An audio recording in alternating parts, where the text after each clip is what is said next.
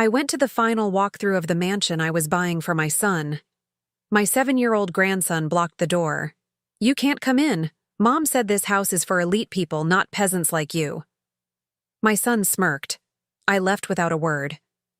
That night, he texted, "Payment still due tomorrow?" I replied, "Ask the elites." Next day, eviction. I'm glad to have you here. Follow my story until the end and comment the city you're watching from, so I can see how far my story has reached. I never imagined that buying a house for my son would lead to the most humiliating moment of my 65 years on this earth. But there I was, standing on the pristine marble steps of 800 Willow Creek Drive, staring at the heavy oak door of the mansion I had just purchased for $800,000, only to be told I wasn't worthy enough to enter. The morning had started with such promise. I had dressed carefully in my navy blue dress, the one David always said brought out my eyes, and pinned my silver hair back with the pearl clip he gave me for our 25th anniversary. I wanted to look presentable for this final walkthrough, this moment when I would officially hand over the keys to my son Trent and his family. After 43 years of working, saving every penny, sacrificing every luxury, this was supposed to be my crowning achievement as a mother. The drive through the exclusive neighborhood had filled me with pride. Towering oak trees lined the streets, their branches creating a canopy over perfectly manicured lawns. Each house was more impressive than the last, with circular driveways, 3-car garages, and gardens that looked like they belonged in magazines. When I pulled up to number 800, my heart swelled with satisfaction. The white columns gleamed in the afternoon sun, and the wraparound porch looked exactly like something from a Southern Living catalog. I had imagined this moment countless times. Trent would sweep me into a grateful hug, maybe even tear up a little as he thanked me for making his family's dream come true. Nora would finally soften toward me, realizing that everything I had done was out of love. And little Damon, my 7-year-old grandson, would run to me with that bright smile, calling me the best grandma in the world. The reality was nothing like my imagination. I climbed the steps slowly, my arthritis making my knees protest with each rise. The doorbell chimed a melodic tune that echoed through what I knew was a marble-floored foyer. Through the frosted glass panels, I could see movement, shadows of the family I had sacrificed everything for. The door opened, but instead of my son's face, I found myself looking down at Damon. His sandy brown hair was perfectly styled, and he wore a crisp polo shirt that probably cost more than I spent on groceries in a week. But it wasn't his appearance that made my blood run cold. It was the way he positioned himself in the doorway, arms crossed, blocking my path with the determination of a tiny security guard. "You can't come in," he announced, his voice carrying the rehearsed confidence of a child repeating words he had been taught. "Mom said this house is for elite people, not peasants like you." The words hit me like a physical blow. Peasants. That's what my own family thought of me. I felt my face flush hot with shame and disbelief. This was my grandson, the little boy I had rocked to sleep, whose diapers I had changed, whose first steps I had celebrated, and he was looking at me with the cold indifference of a stranger, delivering an insult that cut deeper than any knife. Behind him, I caught sight of Nora. She was leaning against the archway that led to what I knew was the living room, her perfectly manicured fingers wrapped around a crystal glass of what looked like champagne. Her blonde hair fell in smooth waves past her shoulders, and her smile was the kind that never reached her eyes. She wasn't stopping Damon. In fact, she looked pleased, as if this performance was exactly what she had hoped for. "Damon, sweetie," she called out in that saccharine voice she used whenever she wanted to sound innocent. "Remember what we talked about. This house is for people who understand quality, people who belong in society." My hands began to tremble. I gripped my purse tighter, feeling the leather strap dig into my palm. This wasn't spontaneous. This wasn't a child being rude. This was planned, orchestrated, designed to put me in my place, the place they had apparently always believed I belonged. "Where's your father?" I managed to ask Damon, my voice barely above a whisper. Trent appeared from the shadows of the foyer, and what I saw in his face broke something inside me that I didn't think could break anymore. There was no surprise, no anger at his son's behavior, no embarrassment at his wife's cruelty. There was just a slight smirk, barely visible but unmistakable to someone who had known him since the day he was born. My son, the boy I had worked 3 jobs to put through college, the man I had supported through every failure and celebrated through every success, was enjoying this. "Hi, Mom," he said casually, as if his son hadn't just called me a peasant, as if his wife wasn't standing there radiating satisfaction at my humiliation. "We weren't expecting you this early." That was a lie. The appointment had been set for 2 o'clock, and it was exactly 2 o'clock. I had been precisely on time, as I always was, as David had taught me to be. Punctuality was a sign of respect, he used to say. But apparently, respect was not something this family believed I deserved. "The realtor said 2, I replied, hating how small my voice sounded. "Oh, right," Trent shrugged, making no move to invite me in or to correct his son's behavior. "Well, we're just settling in, looking around. You understand?" No, I didn't understand. I didn't understand how the son I had raised could stand there and watch me be treated like an unwanted solicitor at the door of a house I had bought with my life savings. I didn't understand how Nora could look so pleased with herself while orchestrating my humiliation. And I didn't understand how Damon, sweet little Damon, had learned to speak to his grandmother with such casual cruelty. The silence stretched between us, heavy and suffocating. A gentle breeze stirred the wind chimes hanging from the porch ceiling, their melody creating an almost mocking soundtrack to my devastation. Somewhere in the distance, I could hear the sound of children playing in another yard, their laughter a stark contrast to the coldness radiating from my own family. "Well," I finally said, my voice gaining strength from somewhere deep inside me. "I suppose I should be going then." I turned away from the door, from my grandson's defiant stance, from my son's indifferent smirk, from my daughter-in-law's satisfied smile. My legs felt unsteady as I walked back down those marble steps, but I kept my spine straight and my head high. I had been dismissed from my own gift, treated like a stranger by my own blood, but I would not give them the satisfaction of seeing me crumble. As I reached my car, I heard the heavy oak door close behind me with a finality that seemed to echo through my chest. I sat in the driver's seat for a long moment, staring at the mansion I had bought for a family that saw me as nothing more than a means to an end. The pristine white columns suddenly looked cold and unwelcoming. The manicured garden seemed sterile and lifeless. For 43 years, I had believed that love meant sacrifice. I had believed that being a good mother meant giving everything I had and asking for nothing in return. I had believed that family was sacred, that blood was thicker than water, that children would always love their parents. Sitting in that driveway, with the taste of humiliation bitter in my mouth, and the echo of my grandson's words ringing in my ears, I began to understand that I had been wrong about everything. My phone buzzed in my purse, a text message from Trent. "Payment still due tomorrow?" I stared at those words for a long time, feeling something cold and final settle in my chest. Then I typed back 2 simple words. Ask the elites. As I drove away from Willow Creek Drive, I caught one last glimpse of the mansion in my rearview mirror. It looked smaller somehow, less impressive. But then again, maybe it wasn't the house that had changed. Maybe it was me.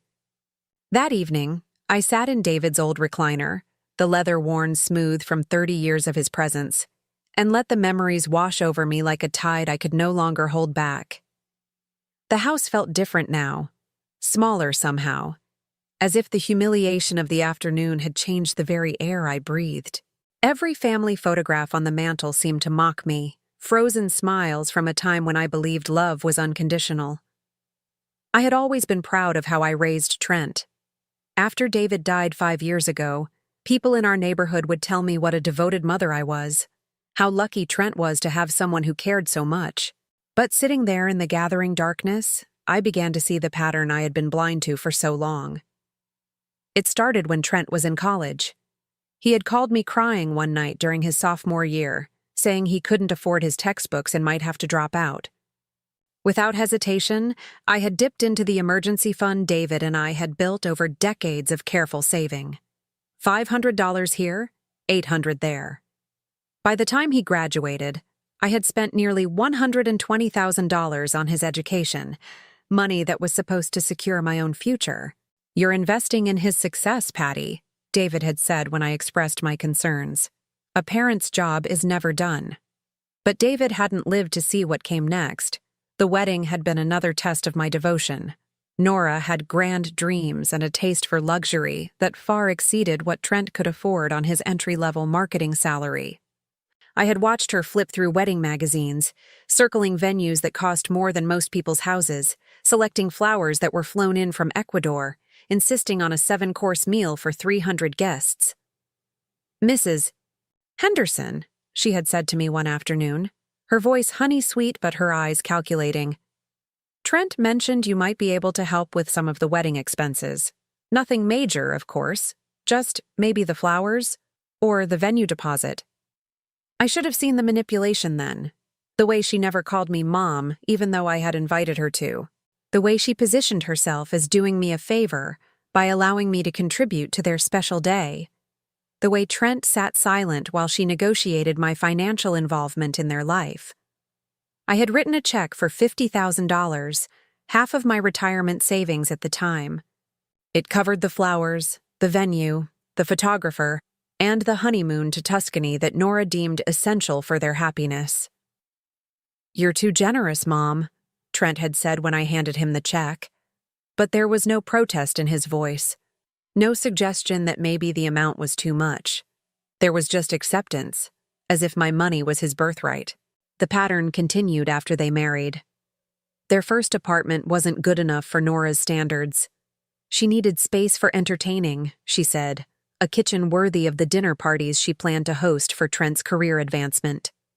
I had helped with the down payment on their first house, another $80,000 that vanished from my savings account like water through a sieve. Then came the emergencies.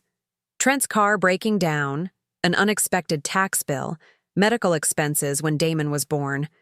Each time I was the solution to their problems, the bank account they could draw from without interest or repayment schedules. $15,000 here, $20,000 there, each request accompanied by promises to pay me back when things got better. Things never got better, but the requests never stopped. I remembered the day Nora had suggested I sell David's tools. "He's not using them anymore, Mrs. Henderson," she had said with that practiced sympathy she wore like expensive perfume. "And Trent could really use the money for that business opportunity we told you about." Those tools had been David's pride and joy. He had collected them over decades, each one chosen with care, maintained with love. They were all I had left of the man who had built our life together with his own hands.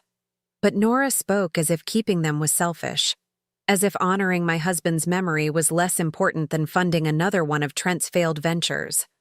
I had refused that time, one of the few times I had ever said no to them. Nora's mask had slipped for just a moment, and I had seen something cold and calculating underneath. But I had dismissed it, told myself I was being paranoid, that grief was making me suspicious of people who only wanted to help. Now, sitting in David's chair, I understood that I had been seeing the truth all along. I had just been too afraid to believe it. The signs had been there at every family gathering. The way Nora would correct my stories, interrupting to add details that made me sound confused or forgetful. The way she would rearrange my kitchen when they visited, explaining that she was just helping to modernize things a little. The way she would exchange glances with Trent when I spoke, as if they shared some private joke about the old woman who didn't understand the world anymore. I thought about the Christmas dinners where I had cooked for hours, only to watch Nora take photos of the food and post them on social media as if she had prepared everything herself. I thought about the birthday parties for Damon where I was treated like hired help, expected to clean up while Nora accepted compliments from her friends about what a wonderful hostess she was. I thought about the times Trent had promised to visit and then canceled at the last minute because Nora had made other plans. The holidays spent alone because they were celebrating with her family, the anniversaries of David's death that passed without a single phone call to check how I was doing. Each memory was like a piece of a puzzle I had been too naive to assemble. Together, they painted a picture of a woman who had been tolerated rather than loved, useful rather than valued, exploited rather than appreciated. My phone rang, interrupting my painful journey through the past. Nora's name appeared on the screen, and for a moment, I almost answered out of habit. But something in me had shifted during those hours of remembering. Something that had been sleeping for too long had finally awakened. I let it go to voicemail. When the notification appeared, I played the message with trembling fingers. "Mrs. Henderson, it's Nora.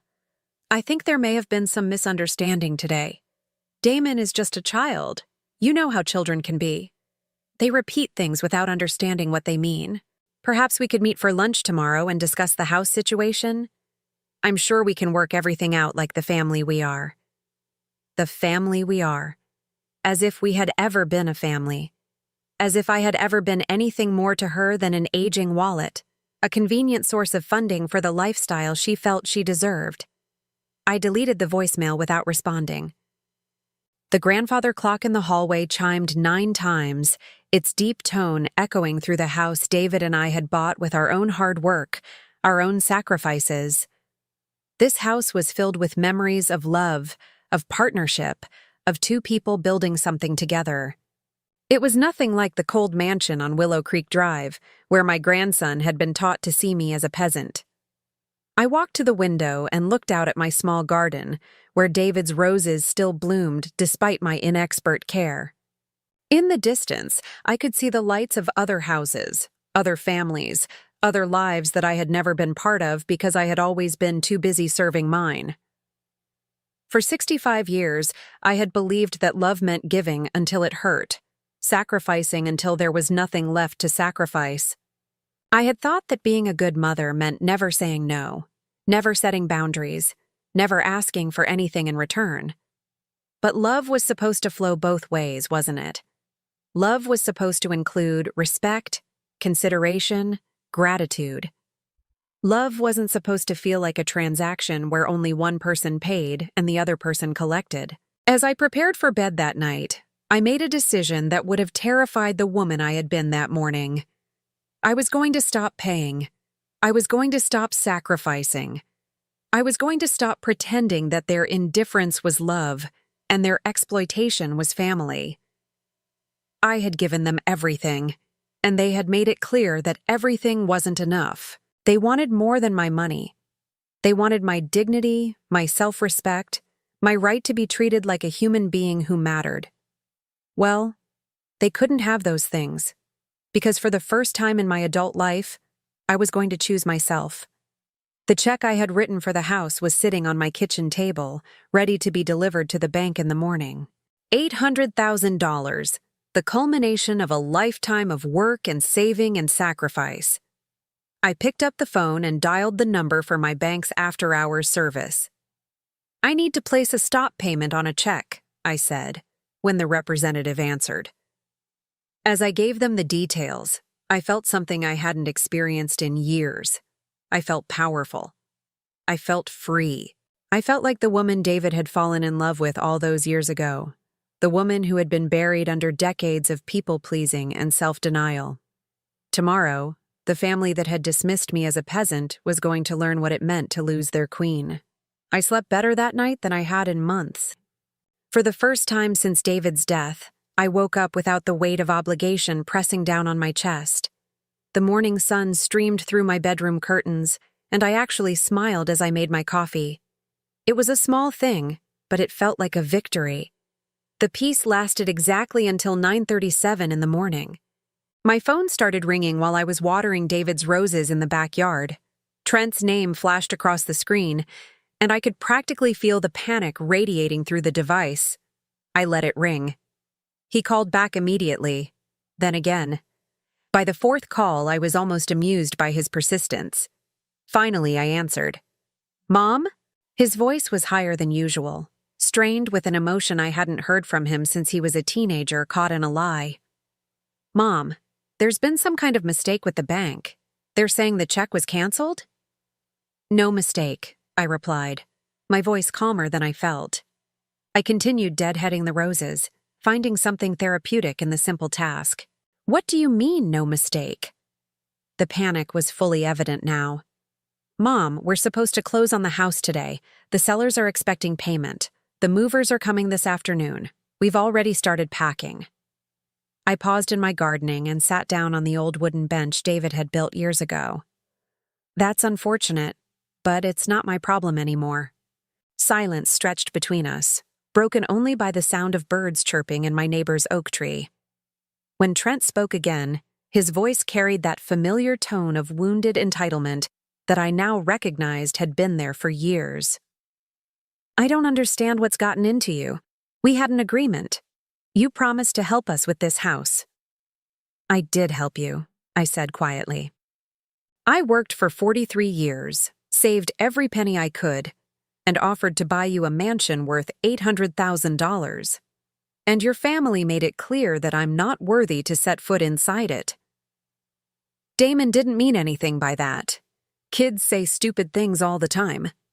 The dismissal hit me like a slap. No apology for his son's behavior, no acknowledgement of how humiliating the experience had been, no recognition that 7-year-olds don't spontaneously use words like peasant without being taught. And what about you, Trent? What did you mean when you stood there and let it happen? Another silence. I could hear voices in the background, Nora's sharp tone cutting through what sounded like frantic activity. Look, Mom, can we discuss this later? Right now I need to figure out how to fix this situation. The real estate agent is calling every 5 minutes and Nora is what? I interrupted, upset that her plans didn't work out exactly as she hoped. She's my wife, Trent said, and there was something defensive in his voice that confirmed everything I had suspected. She's family. We're all family, and families work things out. I stood up from the bench and walked back toward my house, my sanctuary, the place where I was respected and valued because I had built it with someone who actually loved me. Family, I repeated. Tell me, Trent, when was the last time you called me just to see how I was doing? When was the last time you visited without needing something? When was the last time you invited me to dinner instead of the other way around? No answer. I'll wait, I said, settling into David's chair and putting my feet up. That's not fair, he finally muttered. We've been busy. Damon has activities. Nora has her commitments. I have work. Everyone has commitments, son. The difference is that people make time for the things that matter to them. I could hear Nora's voice getting louder in the background, though I couldn't make out the words. Whatever she was saying, it wasn't pleasant. Hold on, Trent said, and I heard the rustle of the phone being covered. While I waited, I looked around my living room, really looked at it for the first time in months. Every piece of furniture told a story. The coffee table David had refinished when we were newlyweds and couldn't afford to buy new. The bookshelf filled with novels we had read together and discussed over countless dinners. The family photos that chronicled happier times, before I became nothing more than a bank account with legs. Trent came back on the line, and his voice had changed. The panic was still there, but now it was edged with something harder. Nora wants to talk to you, he said. Before I could respond, my daughter-in-law's voice filled my ear, sickeningly sweet, but with an undertone that made my skin crawl. Mrs. Henderson, darling, I think we need to sit down and discuss this rationally. You're obviously upset about yesterday, and I understand that. But we can't let a simple misunderstanding destroy everything we've worked toward as a family. Everything you've worked toward, I corrected. I don't recall being consulted about your family's goals. That's not true at all, she laughed, but there was no humor in it. We've always included you in our decisions. You knew we were looking for a bigger house. You knew how important it was for Damon to grow up in the right neighborhood. with the right kind of influences. The right kind of influences. Not peasants like me, presumably. What I knew, I said slowly, was that you found a house you couldn't afford and expected me to pay for it. What I didn't know was that you considered me too low class to actually enter it. Oh, honey, you're taking this entirely the wrong way. Damon was just being silly. Children say the darndest things, don't they? You can't possibly be serious about canceling the purchase over something so trivial. Trivial. That's what my humiliation was to her. Trivial. Here's what's going to happen, I said, surprised by the steel in my own voice. You're going to figure out your own housing situation without my money. You're going to explain to your friends why you can't move into your dream mansion, and you're going to do it without blaming me because I'm done being your scapegoat. You can't be serious. Nora's mask was slipping now, her voice losing its artificial sweetness. Do you have any idea how this makes us look? We've already told everyone about the house. I've posted pictures on social media. My mother is flying in next week to see it. Then you probably should have treated me with respect before you started making announcements. Mrs. Henderson, please be reasonable. We're family. Family doesn't abandon each other over petty disagreements. I almost laughed at the irony. You're absolutely right, Nora. Family doesn't abandon each other. Remember that. I hung up before she could respond. Within minutes, my phone was buzzing with text messages, some from Trent, pleading and desperate, others from Nora, alternating between fake sweetness and barely concealed hostility. I read them all and deleted them one by one. The last message came from a number I didn't recognize. This is what happens when old people get bitter and senile. You're destroying your own family out of spite. Hope you're proud of yourself. I stared at that message for a long time. Senile. That's what they thought this was. Not a rational decision made by a woman who had finally seen clearly. Not the natural consequence of years of disrespect and exploitation. Just the confused ramblings of an old woman who didn't know any better. I saved the message. Something told me I might need it later. Around noon, my neighbor Mrs. Chen knocked on my door. She was a widow like me, though she had the luxury of children who actually visited her regularly. Patty, dear, she said when I opened the door. I just saw a moving truck leave the house across the street. Wasn't that your son's place? I looked past her and saw that she was right. The small rental house where Trent's family had been living was now showing clear signs of a hasty departure. Boxes were scattered across the lawn, and I could see Nora directing the movers with increasingly frantic gestures. It appears they've had a change of plans, I said diplomatically. Mrs. Chen studied my face with the keen insight of someone who had lived long enough to recognize drama when she saw it. Are you all right, dear? It was the first time in months that someone had asked me that question and actually waited to hear the answer. The kindness in her voice almost undid me. I think I'm going to be, I said, and realized I meant it. That evening, as I sat down to a quiet dinner for one, I felt something I hadn't experienced in years. Pride. Not the hollow satisfaction of paying someone else's bills, or the brief pleasure of being thanked for a gift I couldn't afford. Real pride. The kind that comes from standing up for yourself even when it costs you something. My phone rang one more time that day. This time it was a number I didn't recognize, but when I answered, I heard Damon's small voice on the other end. Grandma Patty? Mommy says we can't live in the big house anymore because you changed your mind. She says you don't love us anymore.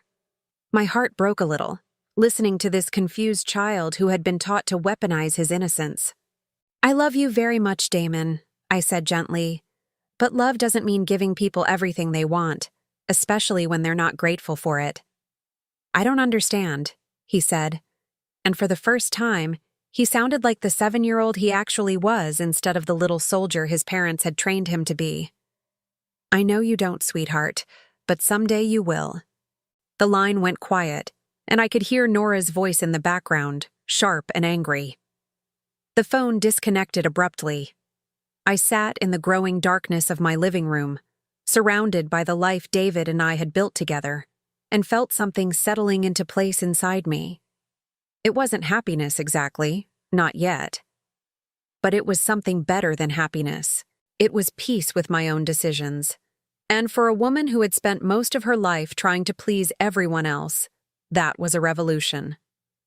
3 days after I canceled the check, my world exploded in ways I never could have imagined. I had thought the worst was over, that I had seen the full extent of my family's betrayal. I had no idea how naive I was being. It started with a phone call from my bank. "Mrs. Henderson?" The voice belonged to Janet, the customer service representative I had worked with for over 20 years. "I'm calling about some unusual activity on your accounts. Could you come in this afternoon? There are some documents I think you should see." The tone in her voice made my stomach clench.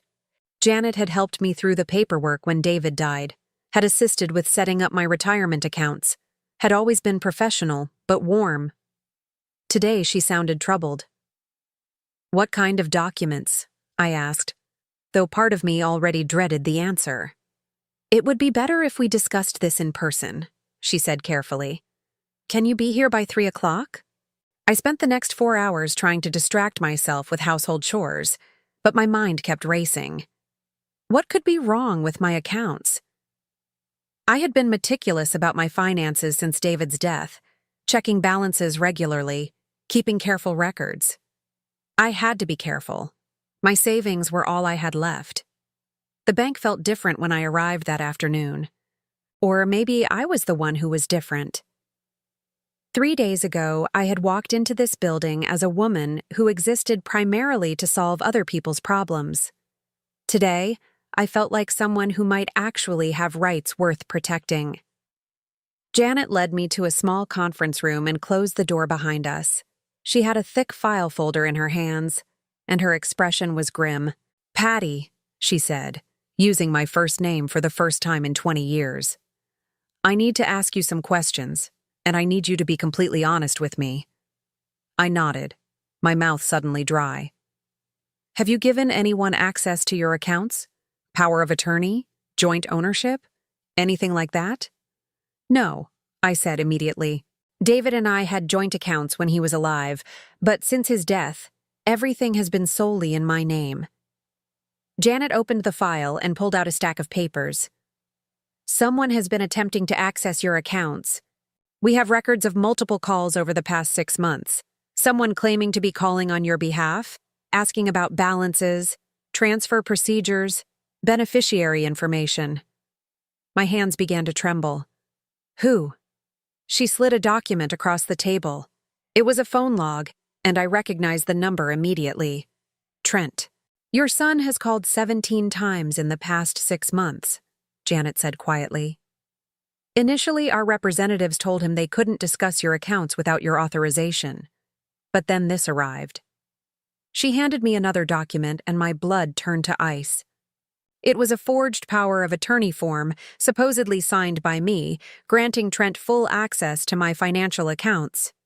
"This isn't my signature," I whispered, staring at the crude imitation of my handwriting. "We suspected as much," Janet said. "That's why I called you in. Patty, someone has been planning to gain control of your finances. If this had been processed, they would have had the legal right to move your money wherever they wanted." The room seemed to spin around me. My own son had tried to steal from me. Not just the money for the house, not just the loans that were never repaid, but everything. My life savings, my security, my independence. "There's more," Janet said gently. "We've also discovered that someone has been making inquiries about your life insurance policy, your property deeds, and your existing will." I felt like I was drowning. "My will? Do you have a copy of your current will at home?" I nodded numbly. David and I had updated it after his death, leaving everything to Trent because he was our only child. It had seemed like the natural thing to do at the time. "I think you should check it when you get home," Janet said. "And Patty? I think you should consider whether it still reflects your wishes." The drive home was a blur. I kept thinking about all the times Trent had casually asked about my paperwork, all the occasions when he had volunteered to help me get organized. I had thought he was being thoughtful.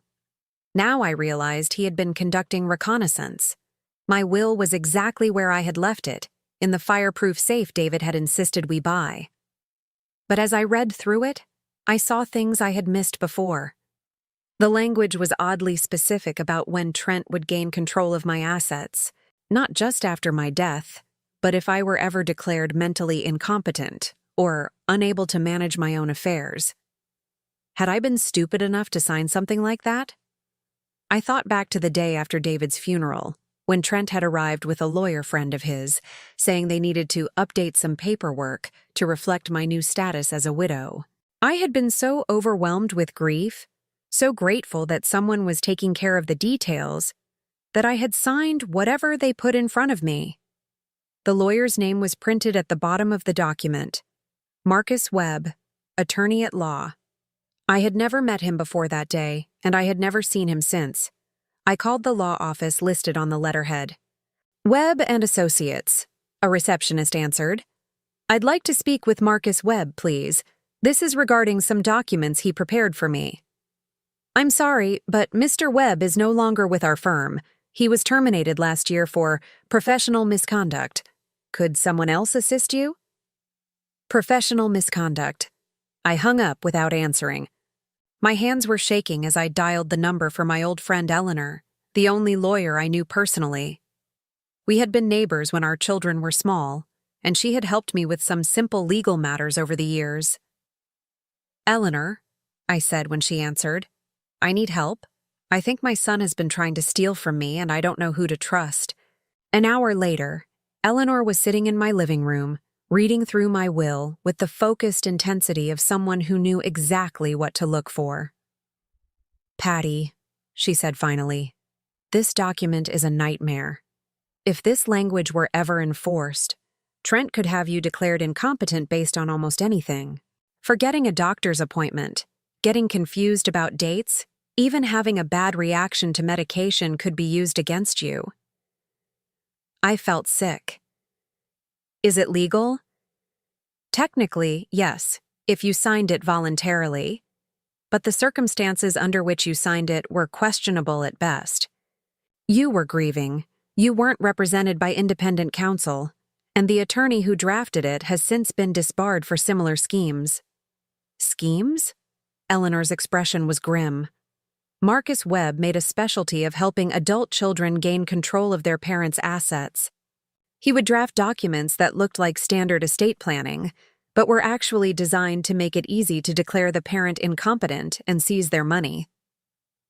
The pieces were falling into place with horrifying clarity. The pressure to buy the expensive house, the casual questions about my health and memory, the way Nora would make comments about how forgetful I was becoming, how worried they were about me living alone.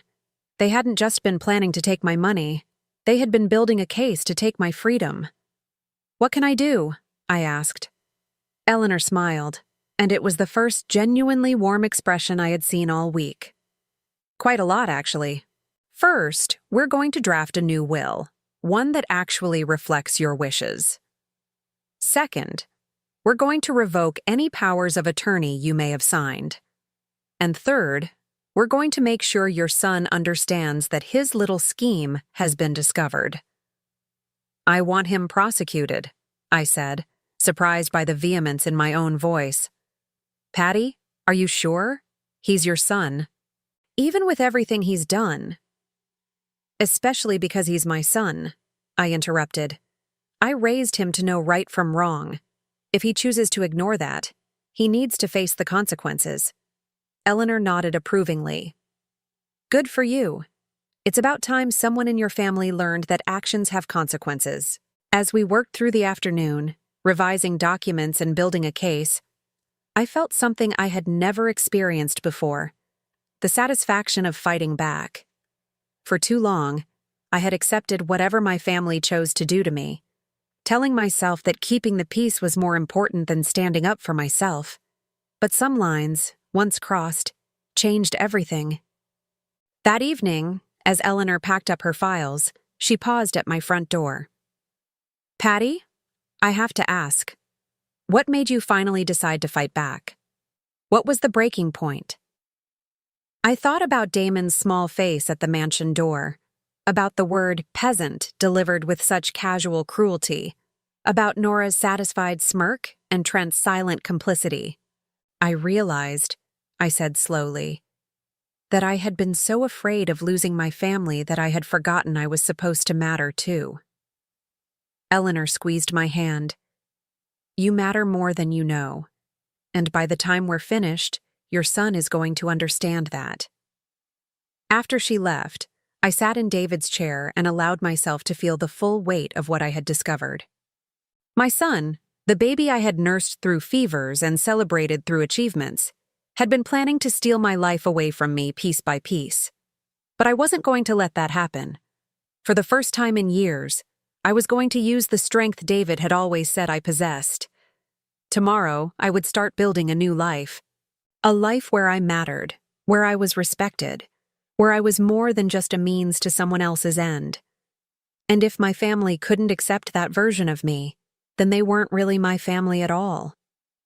2 weeks after I discovered the extent of their betrayal, they came crawling back.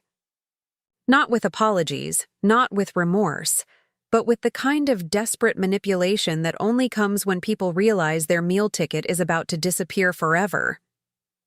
It started with Damon.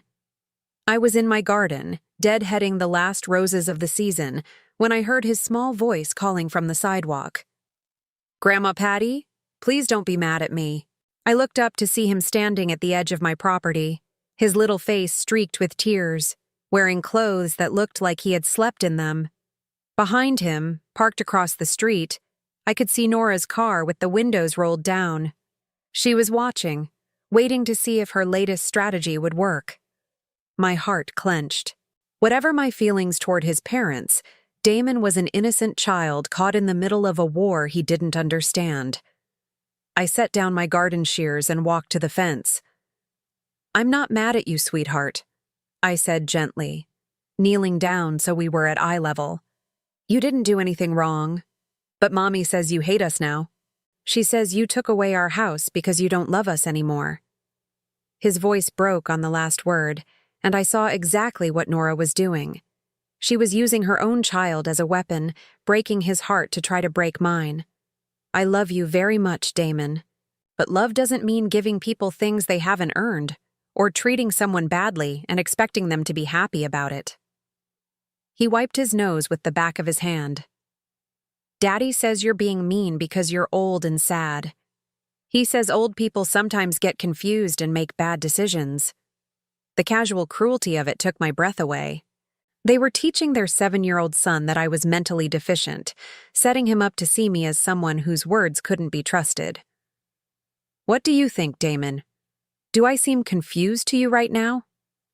He studied my face with the serious intensity that children bring to important questions. No, you seem like Grandma Patty. That's because I am Grandma Patty. And Grandma Patty makes decisions for good reasons, even when other people don't like those decisions. From across the street, I heard Nora's car door slam.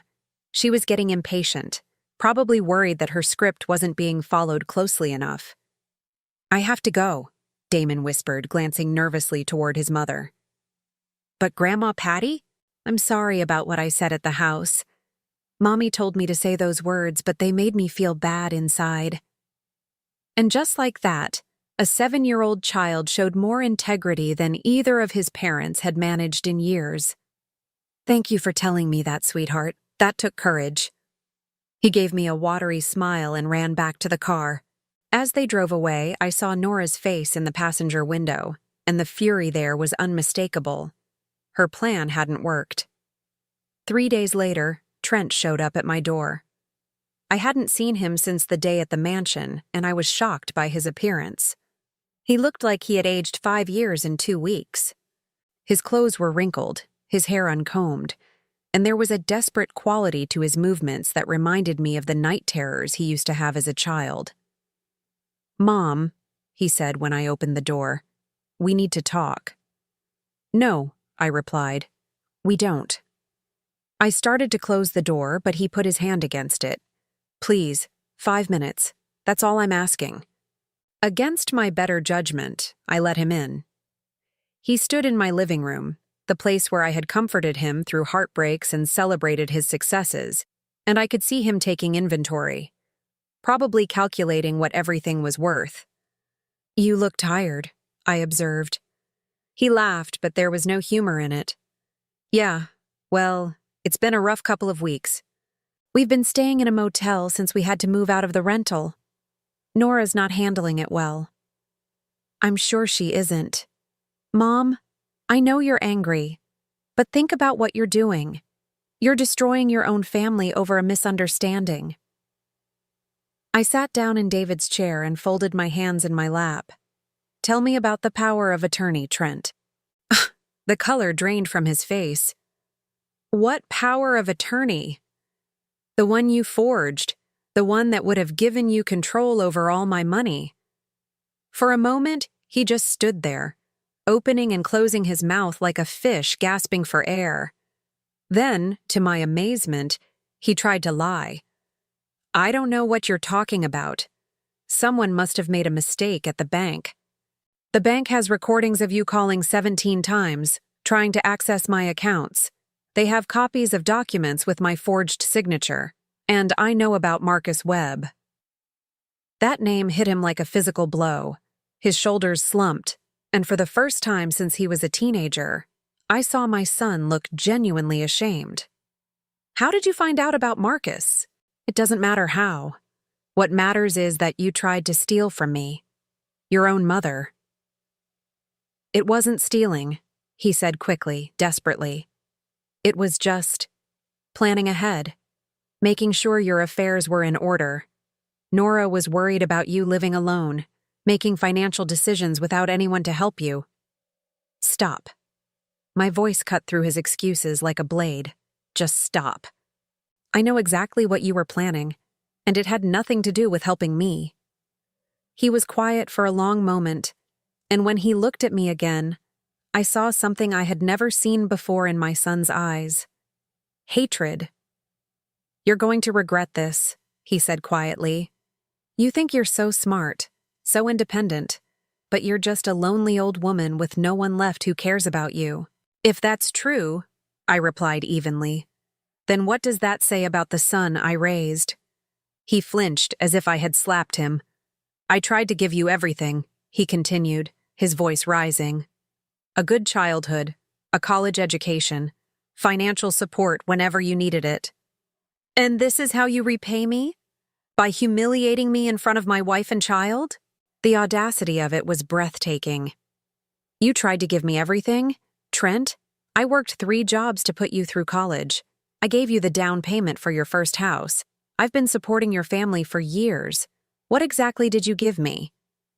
I gave you purpose, he shouted. I gave you a reason to get up in the morning. Without us, what do you have? What's the point of your life without your family? And there it was, the truth that had been hiding behind all the manipulation and fake concern. In his mind, I existed solely to serve his needs. My money, my time, my life itself had no value except as it related to him. Get out, I said quietly. Mom, get out of my house, now. He stood there for a moment longer, probably calculating whether there was any argument left that might work. But something in my expression must have convinced him that this particular well had run dry. Fine, he said, walking toward the door. But don't come crying to us when you realize what you've thrown away. Don't expect us to take care of you when you're sick and alone and have no one left. I wouldn't dream of it, I replied. After he left, I locked the door and leaned against it, my heart pounding. The conversation had been brutal, but also liberating. For the first time, we had both said exactly what we meant. There were no more illusions to maintain, no more pretenses to honor. That evening, I called Eleanor and told her about Trent's visit. He's getting desperate, she said. That's actually a good sign for us. Desperate people make mistakes. What do you mean? I've been doing some research into your son's financial situation. Did you know he owes over $60,000 in credit card debt? And that he's been unemployed for the past 3 months? I nearly dropped the phone. Unemployed? But he said he was fired from his marketing job for falsifying expense reports. Apparently, this isn't his first brush with financial misconduct. Everything was clicking into place. The urgency about the house purchase, the pressure to make decisions quickly, the elaborate planning around my finances. They hadn't just wanted my money for a better lifestyle, they had needed it to avoid financial ruin. There's something else, Eleanor continued. I've been in touch with the district attorney's office about the forged documents. They're very interested in pursuing charges. Good, I said, and I meant it. Patty, are you absolutely sure about this? Once we move forward, there's no going back. Your relationship with your son will be over. I looked around my peaceful living room, thought about the relief I had felt over the past 2 weeks, the absence of guilt and obligation and constant demands. Eleanor, I said, I think that relationship was over a long time ago. I was just too afraid to admit it. The next morning, I received one final text message from Nora. You're a bitter old woman who will die alone. I hope you're happy with your choice. I read it twice, then deleted it.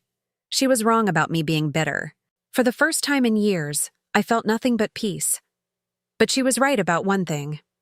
I was happy with my choice. 6 months later, I stood on the deck of a cruise ship watching the sunset over the Mediterranean, a glass of wine in my hand, and the salt breeze in my hair. For the first time in my adult life, I was traveling not because someone else needed something, not because I was solving a crisis or fulfilling an obligation, but simply because I wanted to see the world. The transformation hadn't happened overnight. The first few weeks after cutting ties with Trent had been difficult, filled with doubt and the kind of deep loneliness that comes from dismantling a life you've spent decades building. There were moments when I almost picked up the phone, almost convinced myself that maybe I had been too harsh, too unforgiving, but then I would remember Damon's small face at the mansion door, or Trent's voice when he told me I should be grateful for the purpose his existence gave my life, and the doubt would evaporate. Eleanor had been right about desperate people making mistakes. Trent's financial situation had continued to deteriorate, and in his panic, he had tried to use one of the forged documents to access my accounts directly. The bank's security cameras had captured everything, and the district attorney's office had been very interested indeed. He was currently serving 18 months in minimum security prison for fraud and forgery. Nora had filed for divorce the moment his conviction became public, taking Damon and moving back to her mother's house in California. The last I heard, she was working at a department store makeup counter, a far cry from the elite lifestyle she had always craved. I felt sorry for Damon, caught in the wreckage of his parents' choices. But Eleanor had helped me set up a trust fund for his education, one that would be available when he turned 18, with provisions that neither of his parents could touch. It was my way of loving him without enabling them. The cruise ship was filled with people like me, widows and widowers, retirees, folks who had spent decades caring for others and were finally learning to care for themselves. I had made friends with a group of women from various backgrounds, all of us discovering that life after 70 could be an adventure rather than an ending. Patty, called Margaret, a retired teacher from Ohio who had become my closest companion on the ship. Come join us. Roberto is about to tell us about tomorrow's shore excursion in Rome. Roberto was our tour guide, a charming Italian man in his 60s who had been widowed 3 years earlier and decided to spend his retirement showing other seniors the beauty of his homeland. He was passionate about history, patient with our questions, and had the kind of gentle humor that made even the most hesitant traveler feel confident. As I walked over to join the group, I caught my reflection in the ship's windows and barely recognized myself. My hair, which I had kept in the same practical style for 30 years, was now cut in a flattering bob that framed my face. I was wearing a flowing sundress in a shade of turquoise that David used to say brought out my eyes. Most importantly, I was smiling, really smiling, in a way I hadn't done since before David's death. "So tomorrow," Roberto was saying in his accented English, "we will visit the Vatican in the morning, and then I will take you to a little restaurant my family has run for 4 generations. You will taste real Roman cuisine, not the tourist version." The women around me chatted excitedly about the plans, and I found myself caught up in their enthusiasm. When was the last time I had looked forward to something just for the joy of it? After the group dispersed, Margaret lingered beside me at the ship's railing. "You seem different today," she observed. "Lighter somehow." I had told her some of my story during our long conversations over dinner and afternoon wine. She was a good listener, and she had shared her own tale of a daughter who had expected her to babysit grandchildren for free while working full-time as a teacher, never acknowledging the sacrifice involved. "I got a letter today," I said, pulling the envelope from my purse. "From my son." Margaret's eyebrows rose. "The one in prison?" I nodded. The letter had been waiting for me at the ship's communications center, forwarded from my address back home. I had debated whether to open it, but curiosity had won out. "What did he say?" I unfolded the single page and read aloud. "Mom, I've had a lot of time to think, and I realize now that I made mistakes. I was selfish and I hurt you, and I'm sorry for that. I know you probably don't want to hear from me, but I wanted you to know that I understand why you did what you did. You were right to protect yourself. I hope someday you can forgive me, and maybe we can start over. I love you. Trent." Margaret was quiet for a moment. "How do you feel about that?" I folded the letter and put it back in the envelope. Relieved, I think. For the first time, he actually sounds like the son I tried to raise. "Are you going to write back?" I watched the waves rolling away from the ship, carrying us toward new horizons. Maybe. Someday. But not because I feel obligated to, and not because I'm hoping to fix everything. If I write back, it will be because I choose to, on my own terms. Good for you. That evening, I sat in my small but comfortable cabin, working on a letter of my own. Not to Trent, but to Damon. His 9th birthday was coming up, and I wanted him to know that his grandmother was thinking of him, even if we couldn't be together.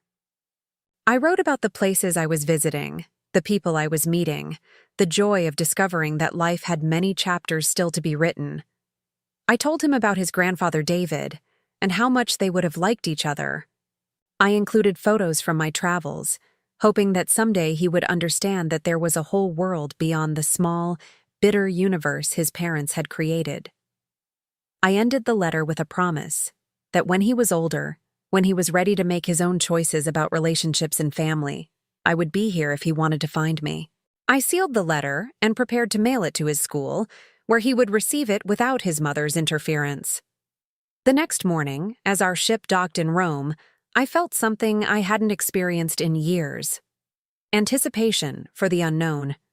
I had no idea what the day would bring, no schedule to keep except my own desires, no one to please except myself. Roberto met our group at the gangway, his face bright with enthusiasm. "Ladies," he said with a bow, "are you ready for an adventure?" As we walked through the ancient streets of Rome, I thought about the woman I had been a year ago, tired, taken for granted, living for other people's approval. That woman felt like a stranger now, someone I had known once but had left behind like an old coat that no longer fit. Standing in St. Peter's Basilica, surrounded by centuries of art and faith and human achievement, I made a decision. When this cruise ended, I wasn't going back to my old life of quiet solitude and careful budgeting. I was going to keep traveling, keep meeting people, keep discovering what brought me joy. I had enough money now, with the $800,000 I hadn't spent on a house for ungrateful relatives. I had good health, a curious mind, and for the first time in my adult life, complete freedom to choose how I spent my days. Margaret found me sitting quietly in a pew, taking in the magnificent ceiling of the Sistine Chapel. "Penny for your thoughts," she whispered. I smiled and squeezed her hand. "I was just thinking about how grateful I am." "For what?" I considered the question seriously. For having the courage to choose myself. For learning that it's never too late to become the person you were meant to be. As we left the Vatican and walked toward Roberto's family restaurant, I felt David's presence beside me, not as a weight of grief, but as a warm reminder of what real love felt like. He would have been proud of me, I realized. Proud that I had finally learned to value myself the way he had always valued me. That evening, as I sat around a table with my new friends, sharing stories and laughter over incredible food and wine, I realized that I had found something I hadn't even known I was looking for: a chosen family. People who appreciated me not for what I could give them, but for who I was. My phone buzzed with a text message from an unknown number, but I didn't check it. Whatever crisis or demand or manipulation it might contain could wait. For the first time in my life, I was living in the moment, and that moment was beautiful. The woman who had once stood humiliated at a mansion door, dismissed by her own family as unworthy of their presence, was gone. In her place was someone stronger, wiser, and infinitely more free. I was 66 years old, and my real life was just beginning. Now I'm curious about you who listened to my story. What would you do if you were in my place? Have you ever been through something similar? Comment below. And meanwhile, I'm leaving on the final screen 2 other stories that are channel favorites, and they will definitely surprise you. Thank you for watching until here.